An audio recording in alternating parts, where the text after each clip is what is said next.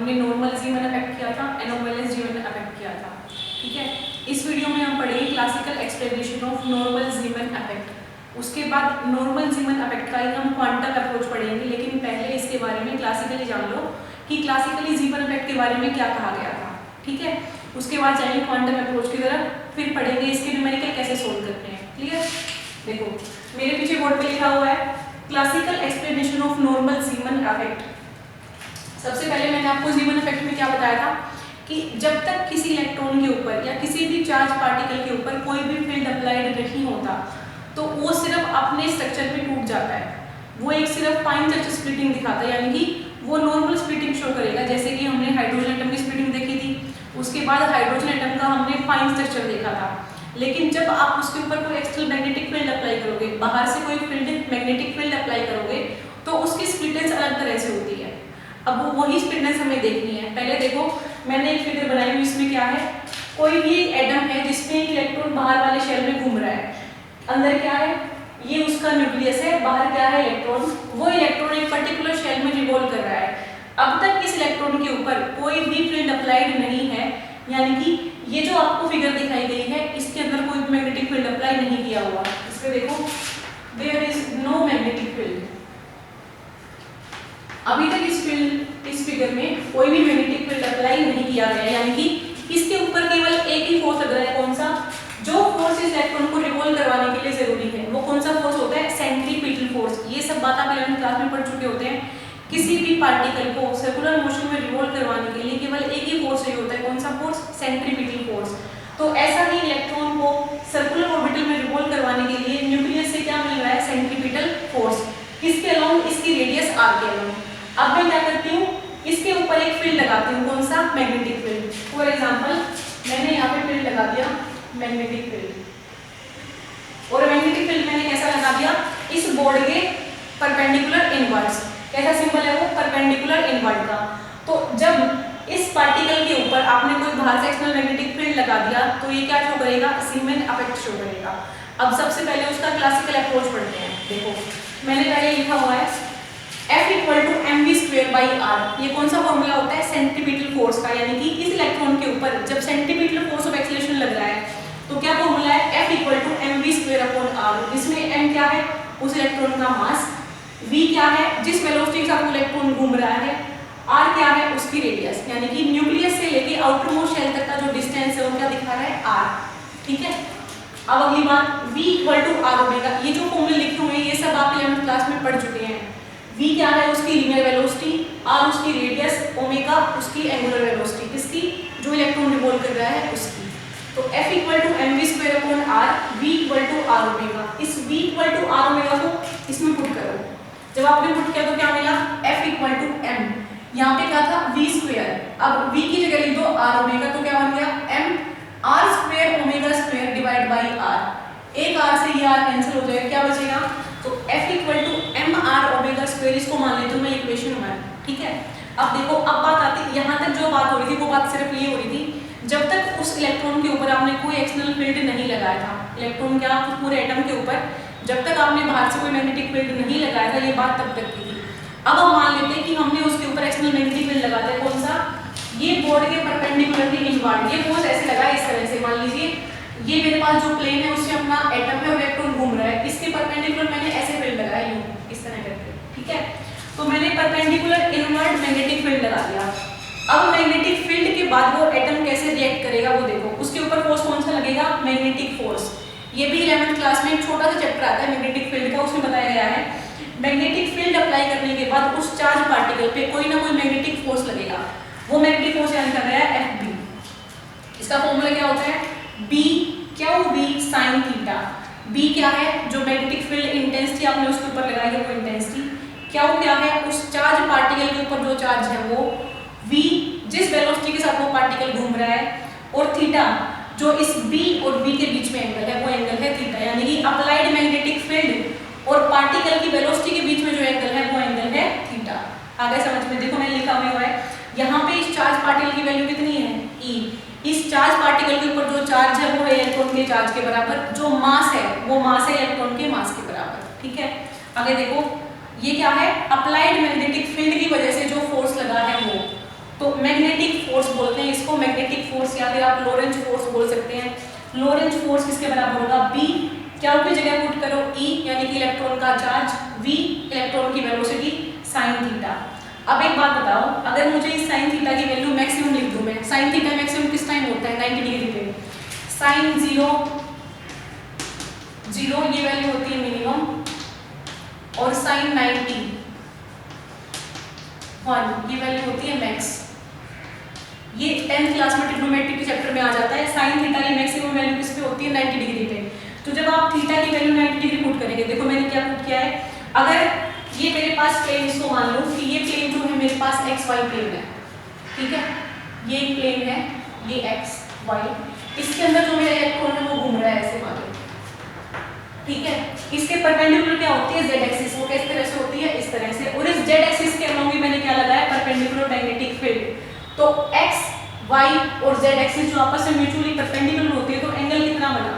अगर v direction इस तरह से है आपके पास और आपने परपेंडिकुलर फील्ड ऐसे लगा दिया b, तो b और v में कितना एंगल बना? 90 डिग्री का।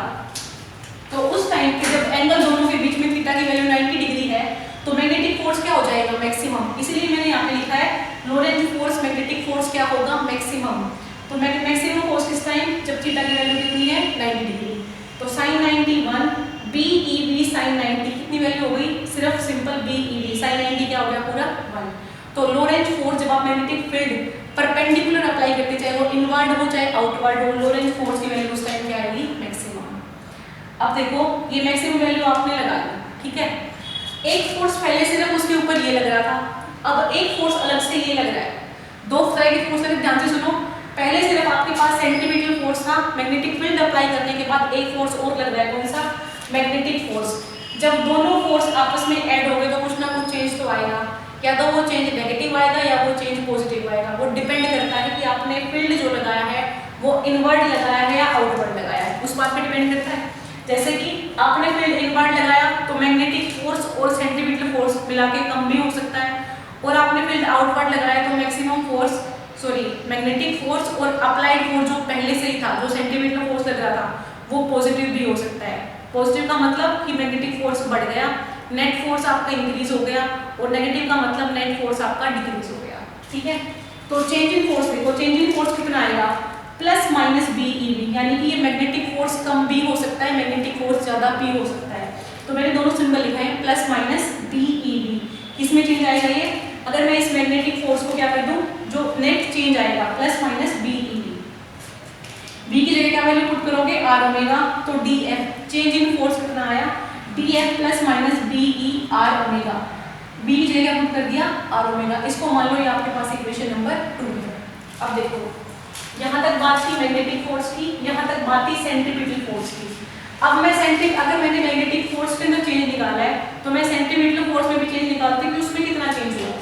डिफरेंशिएटिंग इक्वेशन 1, इक्वेशन 1 आपको क्या बताती है? सेंट्रीपिटल फोर्स कितना लग रहा है। सेंट्रीपिटल फोर्स को भी डिफरेंशिएट करो, डी एफ इक्वल टू, अब देखो डिफरेंशिएशन कैसे होता है? एम आर, इसका डिफरेंशिएशन होगा नहीं, किसका होगा? ओमेगा का। तो 2 क्या आ जाएगा आगे, और क्या बनेगा? 2mr omega D omega. Differentiation आप 10th क्लास में या 9th क्लास में पढ़ चुके होते हैं। 2mr omega D omega. देखो एक बात बोले, अगर आपको फिजिक्स समझनी है तो उसके लिए आपको बेसिक कंसेप्ट क्लियर होना चाहिए, किसका? मैथ्स का।